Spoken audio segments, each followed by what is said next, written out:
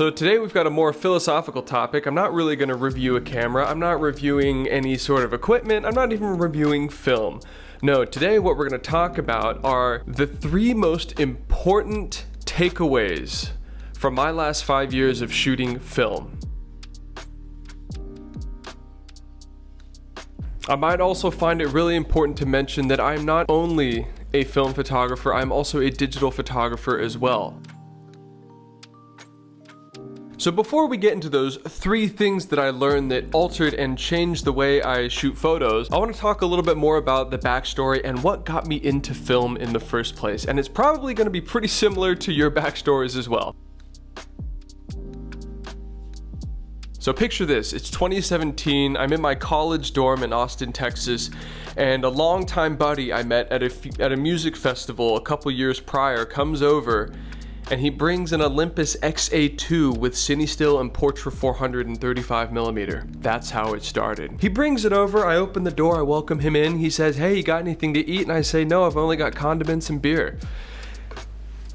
And so he says, "All right, I'll take a cup of water." We both have waters. Fantastic. Actually, that's a lie. I had a beer, he had a water. And my buddy, he says, "Hey man, I want you to try this stuff out. I'm gonna loan you this camera for a little bit and I want you to try these films out." And me, in my head, I'm just like, "Films?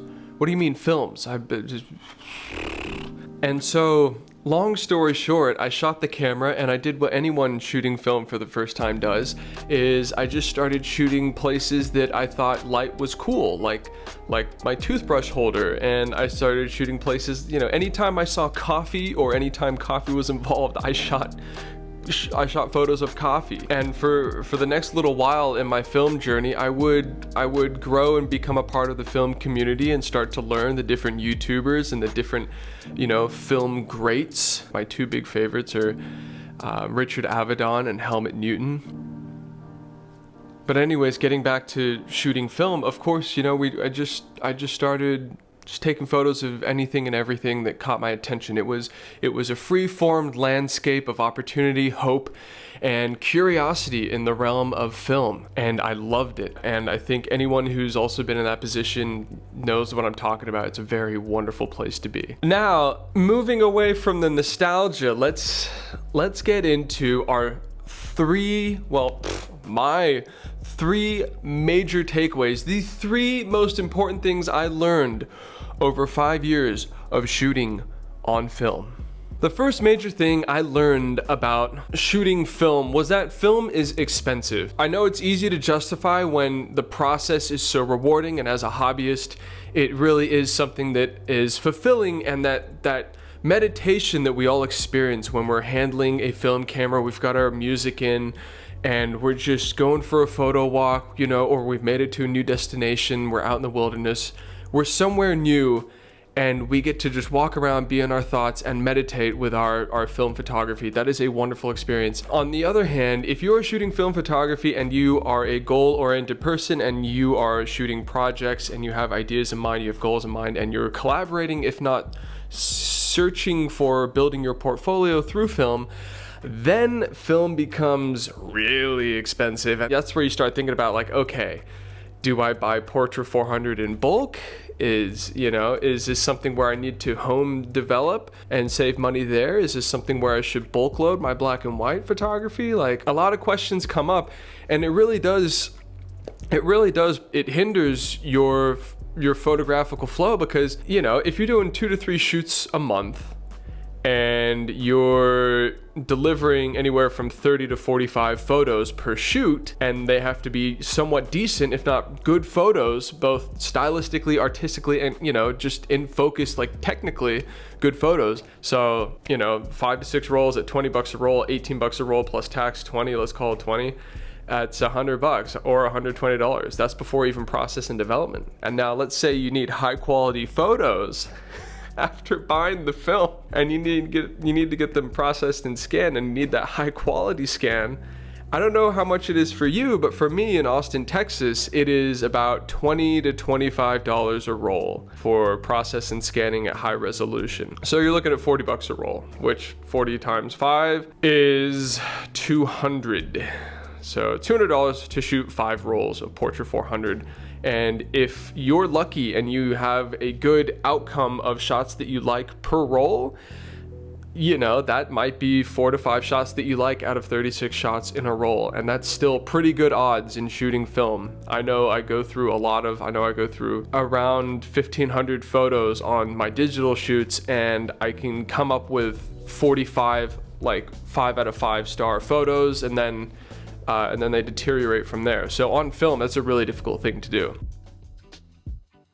Now, the second really important thing I learned about shooting film is that film will make you a better photographer and digital will make you a better photographer. But the combination of film and digital together over time will make you a better photographer much faster than either on either end. And here's why. But before we get into that, I just want to say, I'm trying to reach 1,000 subscribers. I'm currently at around 504. So if you like this video and you like this content, please like and subscribe. It helps us out a ton, and I would really appreciate it because I see all of that stuff. Now, back to the video. When you're shooting on film, you pick up certain skills that I've noticed quicker than you do on digital, and then digital versus film. So vice versa. It's a complementary relationship. Let's just call it that. It's symbiotic, if you will. So when you're shooting film, because it takes a while for you to get those photos back and you don't have that immediate response to what you're seeing and what you're shooting, there are certain things that you do learn when you do get those photos back that you can critique really well.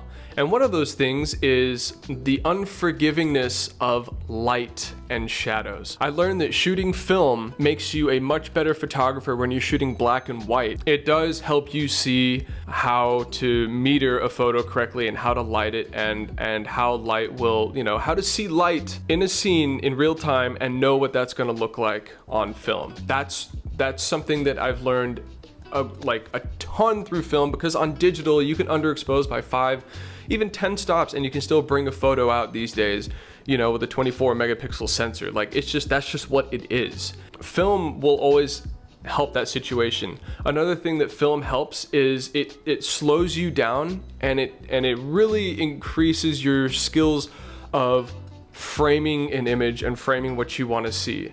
Now, a lot of people, something I struggled with was composition. You know, just changing the view until I got something correct, and until I knew what fit and what story I wanted to tell, because it's ultimately up to you what you include and what you don't include in frame, and that ultimately is the photo itself. That's the story. Those are the horizons, you know? What's included in the frame is included in the narrative of the photo. Remember that. So shooting film has always helped that sort of aspect of learning to take photos. Now, that being said, on the flip side, shooting digital in tandem with film will help you improve those skills exponentially. Why?